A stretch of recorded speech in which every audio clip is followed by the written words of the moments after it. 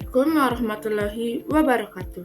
Halo teman-teman semuanya, perkenalkan nama saya Ririn Nurlatika Dewi dengan NIM 082. Di video ini saya akan menjelaskan tentang hasil pengamatan makhluk hidup tumbuh dan berkembang. Baik teman-teman, yang perlu diketahui sebelumnya adalah makhluk hidup memiliki kemampuan unik untuk tumbuh dan berkembang sepanjang siklus kehidupannya. Nah, proses ini melibatkan pertumbuhan fisik, perkembangan struktur dan fungsi, serta adaptasi terhadap lingkungan sekitarnya. Salah satu contoh untuk membuktikan bahwa makhluk hidup tumbuh dan berkembang adalah dengan melakukan praktikum pada kesambah.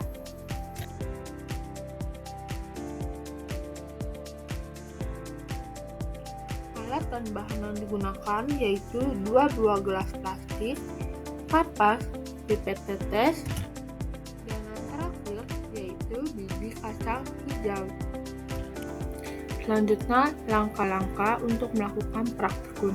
Yang pertama, siapkan gelas plastik, alasi dengan kapas dengan ketebalan kurang lebih 1 cm. Yang kedua, basahi kapas dengan air, usahakan jangan sampai terlalu basah atau terendam.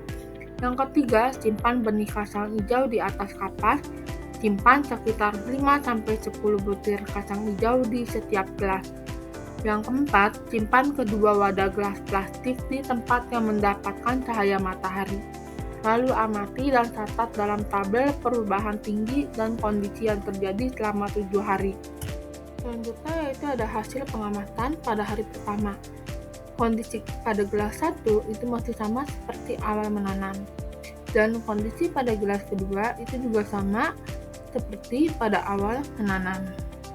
Pada hari kedua, gelas 1 muncul tanda-tanda kesambah pada beberapa biji kacang hijau.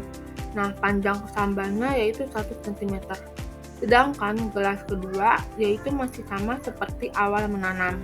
Pada hari ketiga, gelas 1 pertumbuhan kesambah semakin jelas.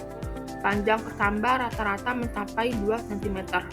Sedangkan gelas kedua yaitu mulai muncul tanda-tanda kesambah pada beberapa biji kacang hijau dan panjang kesambahnya 1 cm. Pada hari keempat, gelas 1 kesambah terlihat lebih besar dengan panjang rata-rata 3 cm, lalu mulai muncul daun kecil pada beberapa kesambah. Beberapa kacang hijau mengelupas berubah warna menjadi hijau muda.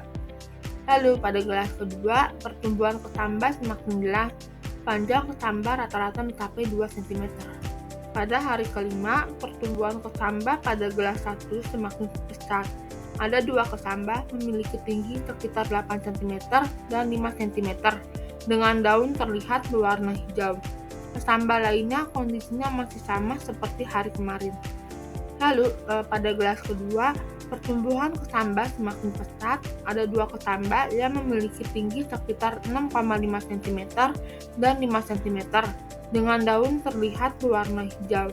Kesambah lain kondisinya masih sama seperti hari kemarin.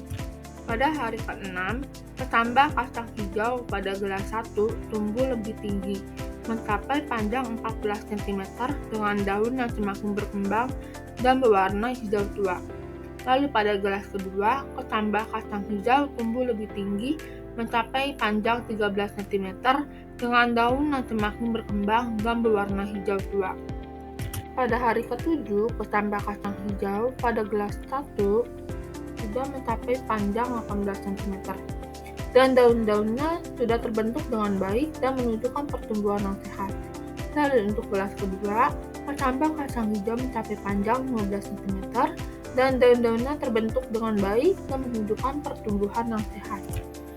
Jadi, berdasarkan hasil pengamatan terhadap pertumbuhan biji kacang hijau selama periode 7 hari, itu menunjukkan bahwa tanaman tersebut secara aktif mengalami proses tumbuh dan berkembang.